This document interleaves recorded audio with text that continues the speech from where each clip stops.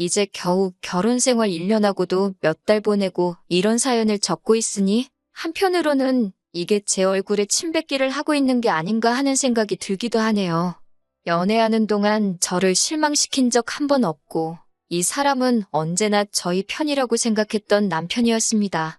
연애하던 시절에 따지고 보면 제가 잘못한 사소한 사건들에도 발벗고 나서주면서 저를 위해 목소리를 내주던 사람이었거든요. 그런데 정작 자기 가족들이 얽힌 일에는 소극적이고 중요할 때는 남의 편을 들어서 남편이라는 말이 괜히 있는 말이 아니라는 게 느껴질 정도로 정말 남이구나 하는 생각이 들 만큼 저를 서운하게 만들더라고요. 어떻게 보면 결혼하면서 저도 남편의 가족의 일원이 된 거나 마찬가지인데 같이 함께한 시간이 짧아서 그런지 제가 아무리 노력해도 저는 남의 집 사람이구나 하는 느낌이 들 때가 하루 이틀이 아니었습니다. 무조건 제 편을 들어주는 것도 바라지 않았어요. 그래도 적어도 3-4번에 한 번 정도라도 아니면 평생에 단 한 번뿐이라도 중요한 순간에 한 번은 제 편을 들어줬으면 했는데 남편한테는 새로 생긴 가족인 제가 아닌 원래부터 가족인 시어머니가 더 중요하구나 하는 생각밖에 들지가 않네요. 남편과 연애하던 시절에는 남편이 저보다 시어머니가 먼저라는 걸 몰랐습니다. 사소하게 다투었던 적마저도 손에 꼽을 정도로 적었기에 결혼까지 결심하게 되는데 큰 어려움이 없었지요. 결혼을 준비하는 과정에서 남편이 모아놓은 돈이 3천만 원도 되지 않는다는 걸 알게 되었습니다. 제가 모아놓은 돈은 5천만 원으로 남편에 비해 많기는 하지만 저라고 많이 모아놓은 편이 아니긴 해서 그걸 가지고는 크게 문제 삼지는 않았습니다. 남편은 군입대 후 부사관으로 장기복무 신청을 해서 1년 정도 더 군생활을 하고 나왔거든요. 덕분에 대학 졸업도 늦어지고 취직도 조금 늦은 편이었어요. 그런 부분을 감안하면 3천만 원도 어떻게 보면 잘 모았다고 볼 수도 있기에 그걸 딱히 문제 삼으려고 하지는 않았습니다. 그리고 결혼할 때 시댁 쪽에서 집을 해주겠다고 했었거든요. 왜 과거형으로 설명했냐면 집을 해주신다던 당시의 일이 조금 꼬여버린 게 있다고 일단 1년에서 1년 반 정도 시간이 더 걸릴 것 같다는 이야기를 들었어요. 지금 생각해보면 집을 사주겠다고 했는데 마땅한 이유도 설명해주지 않은 걸 보면 의심을 해봤을 법도 한데 그런 의심조차 하지 않고 남편 하나만 믿고 결혼을 강행하게 되었습니다. 그런데 저희가 모아놓은 돈을 다 합쳐봐야 8천인데 그 돈으로 전세를 구하기에는 택도 없는 금액이었습니다. 그리고 시어머니 말대로 길어야 1년 반이면 되는데 대출까지 받아가며 전세를 구하는 건 말도 안 된다고 생각했고 그렇다고 월세를 구해서 사는 것 또한 대출받아 전세 구하는 거랑 뭐가 다른가 하는 생각이 들었어요. 어떻게 하면 좋은가 남편이랑 상의해가며 골머리를 썩고 있었는데 친정 부모님께서 저희만 괜찮으면 2층을 내어줄 테니 거기서 지내도 된다고 하셨습니다. 지내면서 저희 돈 아끼라고 월세도 따로 받지 않으셨고 생활공간은 1층과 2층이 나누어져 있었지만 돈 모으는데 식비도 무시 못하는 거라고 저희들 식사까지 챙겨주셨습니다. 처음 몇 달 동안에는 남편도 저희가 크게 신세지고 있다는 걸 아는지 저희 부모님한테 저한테 하듯이 잘했습니다. 친정어머니가 밖에서 장보고 오시면 뛰쳐나가서 짐도 받아가지고 오고 매일같이는 아니지만 일주일에 한 번씩은 저랑 같이 내려가서 집안일도 돕고 있었습니다. 그런데 시간이 지나면 지날수록 남편은 불편함을 호소하더라고요. 가끔씩은 자기도 스트레스가 쌓여서 나가서 늦게까지 놀다 오고 싶은데 아무래도 장인 장모님하고 한 집에 살고 있으니 눈치가 보여서 불편하다는 둥 장모님이 새벽잠이 없으셔서 아침 일찍부터 부엌에서 덜그럭거리는 소리 때문에 잠을 푹 못 잔다는 둥 하면서 불만이 많아 보였어요. 그러다가 어느 날부터는 반찬 투정까지 하더라고요. 밥 먹고 있는데 친정어머니한테 대놓고 무안을 주더라고요.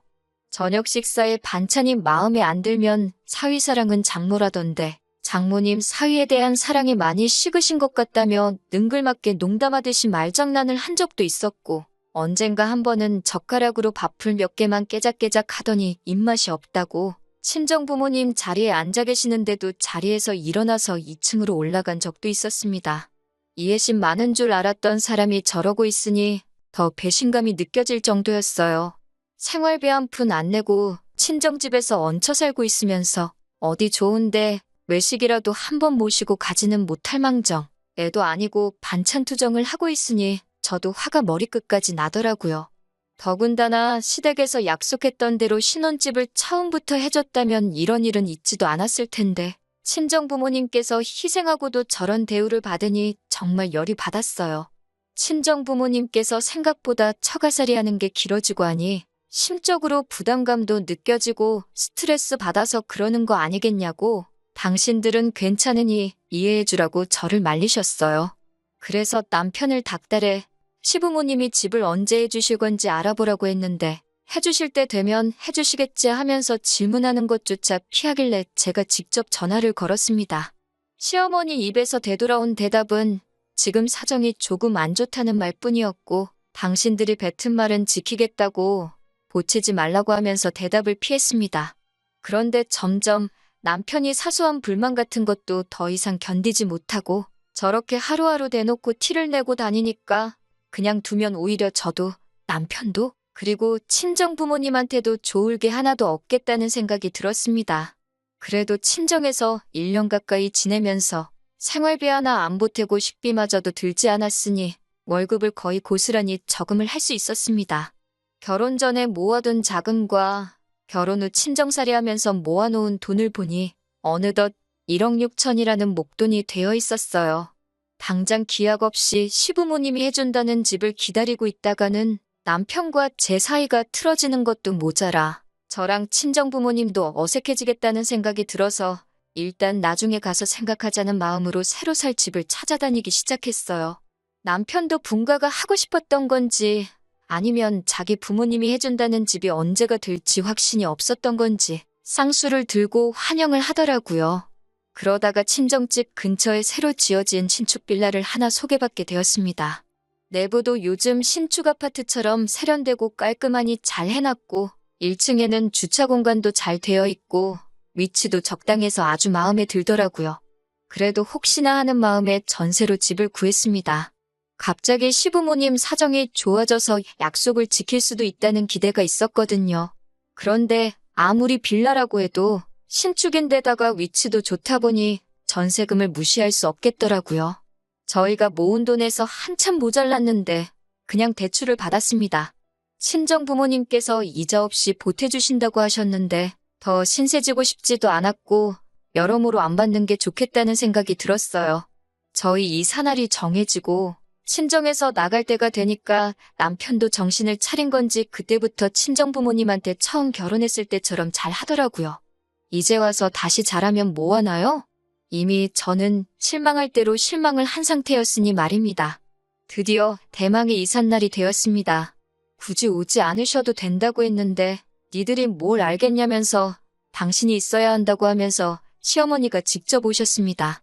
가전이며 가구며 다 그날 들어오게 일정을 짜놓았고 어느 정도 위치도 미리 다 정해놓았었어요. 기사님들이 하나둘씩 도착하고 가전하고 가구들이 들어오기 시작하는데 어머님이 껴들어서는 이건 여기다 놔라, 저건 저기다 놔라 하면서 혼선을 주더라고요. 기사님들은 저한테 위치 안내받고 일하고 있으면 꼭 오셔서 이건 이렇게 놓으면 어쩐다 저쩐다 하시면서 마음대로 어머님이 원하는 위치대로 집을 새로 꾸미기 시작하셨습니다. 제가 여기다 놓으려고 미리 다 생각해 놓은 거다 하면 어른 말을 들으라고 하면서 고집을 부리셨어요. 살아보니 더 편한 걸 알고 있어서 알려주는 거고 어차피 조금만 지나면 당신이 집을 해줄 건데 잠깐만 살 집에 가구가 어디에 붙어있던 간에 편하게 사는 게 최고 아니겠냐고 또 공수표를 날리더라고요. 당장 형편이 안 돼서 집 못 해주시는 거 이제는 다 아는데도 집 해줄 테니까 그놈의 허세는 왜 이렇게 부리시는지. 가구들도 거의 다 들어오고 가장 마지막에 침대가 들어오게 되었습니다. 시어머니가 집을 결국 안 해주시면 한참을 지내야 할 집이었기 때문에 가전가구들 모두 임시로 쓸 것들이 아니라 오래 쓸 수 있는 좋은 것들로 구매를 했어요. 그중에 가장 신경 쓴 게 침대였습니다.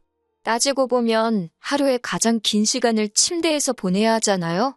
잠은 좋은 데서 자야지. 다음날 피로도 풀리고 하루가 잘 돌아간다는 말에 침대는 미국 수입 침대로 조금 무리하다 싶을 정도로 투자를 했거든요. 그런데 침대가 들어오고 나서 시어머니가 매트리스에 한번 누워보더니 눈빛이 곧바로 먹잇감을 노리는 살쾡이 눈으로 변하시대요. 신축 빌라이긴 하지만 평수가 넓지는 않아서 침대가 들어오니까 방이 꽉 차더라고요. 국내 브랜드 라지킹 사이즈보다 한 단계 더 크다는 칼킹 사이즈였으니 정말 침대 하나 들어가니 안방에 다른 가구가 들어갈 자리가 나오지 않았어요. 어차피 잠만 잘 곳인데 다른 가구 들어갈 필요도 없고 한동안은 아이 계획도 없기 때문에 남은 방 2개 있는 걸 서재와 옷방으로 꾸며놓았거든요. 그래서 방이 조금 좁아져도 상관이 없던 상황이었어요. 그런데 살쾡이 눈으로 변한 어머님이 안방에 커다란 침대가 들어차 있으니까 집에 비해서 너무 크다고 꼬투리를 잡으시더군요. 답답해 보이고 따지고 보면 저희도 이제 처음 독립하는 거니 신혼이나 마찬가지인데 침대에 빈 공간이 많아서 정이나 붙겠냐고 하면서 말이죠. 그러면서 이 침대는 시어머니가 당신이 쓰던 침대를 저희한테 보내줄 테니 이 커다란 침대는 어머님이 대신 보관해주고 계시다가 어머님이 저희 신혼집 사주면 그때 큰 집 안방에다가 집어넣으라는 겁니다. 어머님 댁에 있는 침대 언제 구매하신 건지는 모르지만 못해도 20년은 쓰셨을 거예요. 자세히 들여다본 적은 없지만 나무로 된 프레임에 찍힌 자국 여기저기 나 있고 프레임에 딸린 서랍장은 부서져서 나오지도 않는다고 들었거든요. 저희가 큰돈 들여 구매한 침대는 당신이 가져가고 그 오래된 침대를 준다는데 마치 저희를 위해서 선심 써주는 것 마냥 이야기하길래 어이가 없었습니다. 그래서 생각하는 척도 안 하고 싫은데요? 하고 대답했습니다. 어머님이 제가 그렇게 나올 거라고는 예상을 못했는지 조금 당황해 하시면서 아니 바꾸자는 게 아니고 내가 맡아주려고 하는 거다 하면서 열심히 설명을 하시더라고요. 어차피 잠만 자는 방이고 안방 문 열어놓고 지낼 것도 아닌데 딱히 상관없다고 저희가 잘 쓰고 있다가 어머님이 집 사주시면 그때 그대로 가져가도 문제없다고 했어요. 정말 최고급 침대이기 때문에 수명도 길어서 맡아주실 필요도 없고 쓰면 쓸수록 오히려 저희 몸에 딱 맞아가는 침대라서 하루라도 저희가 쓰는 게 더 좋은 거라고 말씀드렸네요.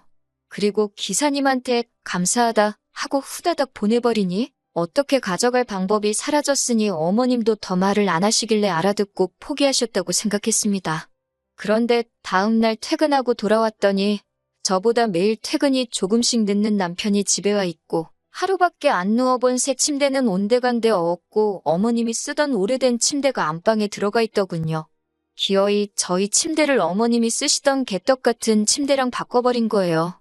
남편한테 이게 뭐 하는 짓이냐고 했더니 암만 생각해봐도 어머니 말씀이 맞는 것 같다고. 그리고 어머니가 이렇게 오래된 침대를 쓰시는데 우리가 어떻게 더 좋은 침대를 쓸 수가 있냐는 거예요. 그러니까 우리가 효도 선물로 침대 하나 사드린 셈 치자고 하는 겁니다. 시부모님 침대 하나 새로 장만해 드릴 수도 있죠. 오래된 침대 쓰고 계신다니 남편 말도 아주 틀린 말은 아니었습니다. 그런데 그 말이 저한테는 너무 어이없게 들리더군요. 저희 친정부모님도 오래된 침대 쓰십니다. 심지어 침대 지탱해주는 판이 오래돼서 사가 부스러졌습니다. 얹혀 살던 사위된 입장으로 그 말을 들으면 자기가 새 걸로 사드린다는 말은 못해도 적어도 자기가 고칠 수 있나 한번 보겠다는 말이라도 할 수 있는 거 아닌가요? 그때도 듣는 척 많은 척 말귀를 알아들은 건지 못 알아들은 건지 딴 척만 잔뜩 피던 놈이었어요. 제가 돈 관리를 하고 있었지만 제 맘대로 큰 돈 소비는 할 수가 없으니 제가 나서서 사드린다고 말도 못하던 상황이었고 결국엔 아버지께서 대충 뚝딱뚝딱 고쳐서 괜찮다고 쓰고 계셨거든요. 장인 장모가 쓰는 침대는 낡아 부서져도 아무렇지도 않은 놈이 저를 설득하겠다고 시부모님 오래된 침대 운운하면서 자식된 도리를 따지고 있으니 제가 어이가 없더라고요. 그래서 그 길로 제가 공동으로 관리하던 돈에서 집 구하고 나서 남편 몫으로 들어온 월급은 전부 다 남편한테 돌려줬습니다. 니네 부모한테 효도할 거면 네 돈으로 네가 스스로 하라고요. 그리고 우리 침대는 네가 네 부모한테 효도한 거니까 그 돈은 내가 가져가겠다 하고 침대값만큼 제가 더 가져왔습니다. 서재로 쓰려던 방도 시모가 고집 부려서 인테리어를 엉망으로 해놓았거든요. 그래서 마음에 안 들게 배치해 놓은 거 제가 밖으로 다 꺼내버리고 그 방을 제 방으로 만들었어요. 침대도 같은 회사에서 나온 1인용 침대로 구매해서 방 안에 들여놓았고 남편한테는 니네 엄마가 준 개떡 같은 침대는 너 혼자 쓰라고 나는 내 침대에서 나 혼자 자겠다고 했어요. 제 침대를 사고 남은 돈은 친정부모님 침대 새 걸로 바꿔드렸습니다. 좋을 것 하나 없는 새 집에서의 생활이 시작되었습니다. 시어머니랑 시어머니 부탁 거절 못하는 남편 덕분에 시작부터 좋을 게 하나도 없었지요. 그런데 시어머니의 욕심은 그게 끝이 아니었습니다. 저랑 남편이 출근한 사이 비밀번호 두들겨서 집에 들어오는 건 기본이었어요. 비밀번호를 바꿔놓아도 들어오시는 거 보니 제가 백날 비밀번호 바꿔봤자 지 엄마 모시게 앞장서서 가르쳐주는 남편이 있기에 헛수고란 생각이 들어서 바꿔놓지도 않았습니다. 아무도 없는 빈집에서 뭐 딱히 하시는 건 아닌 것 같았는데 냉장고에 제가 사놓은 간식 같은 걸 몰래 빼드시는 거였어요. 어차피 누가 먹든 상관없는 간식인데 조금 치사하게 들릴 수도 있지만 시어머니랑 사이가 그러니까 솔직히 그런 거 드시는 것도 기분이 나쁘더라고요. 남편한테 아무리 따져봐야 어머니한테 집 비밀번호도 못 알려주냐고 되려 화를 내니 소용도 없는 일이었습니다. 그렇게 하루하루 짜증이 누적되고 있는 와중에 친정 부모님께서 저를 부르셨어요. 저한테 차키 하나를 건네주시더라고요. 저 시집가면서 시댁에서는 집을 해준다는데 친정에서 빈손으로 보내기는 뭐해서 저 타라고 외제차를 계약하셨다고 하셨어요. 남편은 친정집에서 회사가 가까운 편이라 괜찮은데 매일 멀리까지 출퇴근하는 제가 마음에 걸리셨다고요. 그리고 그 차를 어제 드디어 인도를 받았다고 하네요. 감사한 마음도 들고 한편으로는 제 지금 상황을 생각해보면 이걸 어떻게 해야 하나 싶더라고요. 금가락지면 품속에 숨기기라도 할 텐데 다른 것도 아니고 자동차를 어떻게 숨기겠어요. 차가 생기니 면허도 없는 남편이 더 좋아하더군요. 이럴 줄 알았으면 진작에 면허를 땄을 걸 그랬다고요. 한동안 시모 때문에 저한테 쌀쌀맞게 굴더니 차 가지고 오고부터는 운전 연수 좀 시켜달라고 매일같이 졸라대기 시작했어요. 그래도 그게 뭐라고 부부끼리 같이 해서 뭐라도 하고 다니니 다시 연애할 때 마냥 사이도 좋아진 듯 싶고 나름 괜찮은 부분도 있었습니다. 그런데 기어이 시어머니가 등장해서 또다시 집안을 뒤집어 놓으셨네요. 아들 자식이 자랑이라도 했는지 어떻게 알고 오셔서는 어떻게 차가 생겼는데 시승식도 안 할 수가 있냐고 뭐라 하시더라고요. 그러면 그렇지. 저 자식한테는 엄마가 우선이었지. 세상 그렇다 싶었네요. 차 타고 근교 한 바퀴 돌고 오니 차가 너무 좋다. 구름 위에 타고 있는 것 같다 하시면서 연신 엄지를 척척 내미시더군요. 그래도 친정부모님이 신경 써서 비싼 돈 들여 사주신 거니 괜히 저도 기분이 좋았습니다. 집으로 돌아와 시어머니와 함께 저녁 식사를 했는데 시어머니 눈이 또 살쾡이 눈으로 바뀌어 있더라고요. 안 좋은 예감이 들었는데 역시나 제 자동차를 가지고 한마디를 꺼내시는 거예요.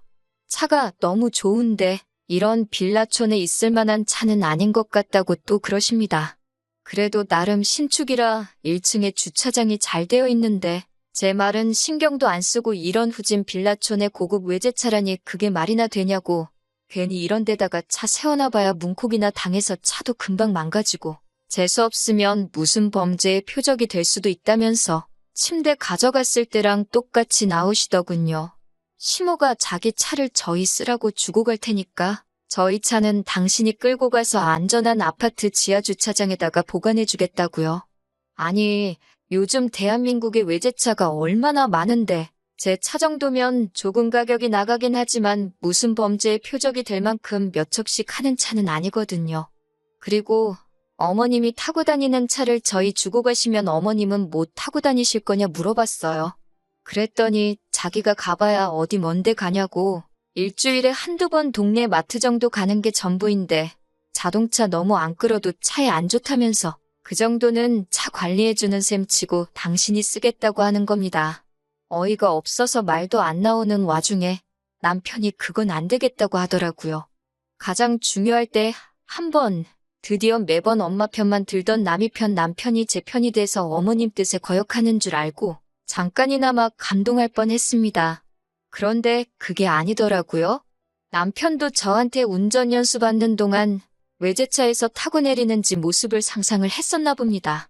지하철 타면 오정거장이면 가는 회사를 두고 자기가 그 차를 끌고 출퇴근을 할 거라고 하면서 반대를 하더군요. 제 앞에서 자기 어머니에게 반대를 하는 남편의 첫 모습은 저를 위해서가 아니라 지 자신을 위해서였던 거예요. 친정 부모님이 저를 위해 사주신 차를 두고 지금 남편과 시어머니가 서로 자기가 그 차를 써야겠다고 다투고 있으니 어이가 없어서 웃음도 안 나오더라고요. 둘이 투닥거리는 걸 보고 있다가 두 사람이 저한테 동시에 물어봅니다. 차를 어떻게 할 거냐고요? 차 주인은 생각도 없는데 두 사람이 동시에 그 차를 누가 쓰는 게 옳은 거냐 물어보고 있으니 그 장면도 아주 진풍경이더군요. 떡 줄 사람은 생각도 않는데 김칫국들을 저렇게 사발째 들이마시고 있으니 답도 안 나왔습니다. 차는 어머님한테도 맡길 생각 없고 남편한테도 출퇴근하라고 줄 생각도 없다고 했습니다. 저희 부모님이 사주신 내 차이니? 내가 타고 다닐 거고 어디다 주차를 하든 그건 제가 알아서 할 거라고 했어요. 남편도 시어머니도 방금까지는 그 차를 자기가 탈 거라며 투닥거리더니 이제는 하나같이 입을 맞춰서 그걸 왜 네 혼자 타냐면서 성질을 부리더군요. 남편은 장인 장모님이 우리 타라고 해주신 차니까 우리 부부 이것이나 마찬가지라고 우기길래 면허도 없는 게 뭘 벌써부터 차를 끌고 다닐 생각이냐고 했습니다. 시어머니가 이어서 또 아파트 하면서 언제인지도 모르는 집을 걸고 넘어지면서 겁을 주기 시작하네요. 그놈의 집은 지겨우니까 그만 좀 말하라고 주지도 않은 집 가지고 침대도 가져가고 차도 가져가는데 그 집 진짜로 주면 뭘 더 가져갈지도 모르는데 그딴 집 필요도 없고 관심도 없다고 했어요. 그리고 대체 뇌구조가 어떻게 되어 있으면 자식 부부 신혼살림을 탐을 내서 가져갈 생각을 하냐고 한마디 했습니다. 그제서야 외제차 사이에 두고 지 엄마랑 대립하던 남편도 저보고 말버릇이 그게 뭐냐고 또 엄마 편을 들어주더라고요. 아니면 제가 자동차 운전대 잡을 생각은 꿈도 꾸지 말라고 한 게 불만이라 엄마 편을 들었는지도 모르고요. 아무튼 그동안 남편한테 쌓였던 거랑 시모한테 쌓였던 거 전부 다 쏟아내고 저도 이제 이딴 집 며느리 자리 필요도 없다고 악다구니를 썼어요. 가족 앞에서 남이 편되는 남편도 필요 없고 언제 사줄지도 모르는 그놈의 집도 필요 없고 그걸 인질로 잡고 며느리 세간살이 다 뜯어가려는 시모도 필요 없다고 한참 성질을 내다가 이혼하겠다고 선언하고 집구석 뒤집어 엎어놓고 나왔네요.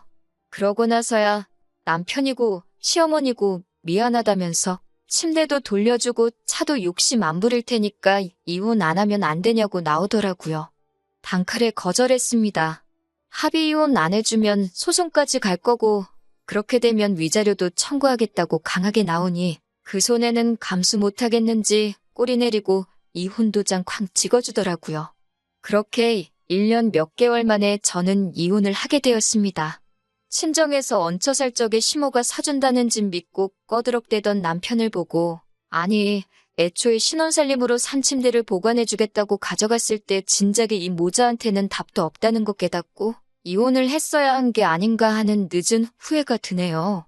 저도 속물인 건지 사준다는 아파트 그거 하나만 바라보고 이 불합리한 상황을 견뎌왔나 싶어요. 이제 와서 하는 말이지만 정말 시모한테 집 한 채 해줄 경제적 능력이 있기는 있었는지 싶습니다.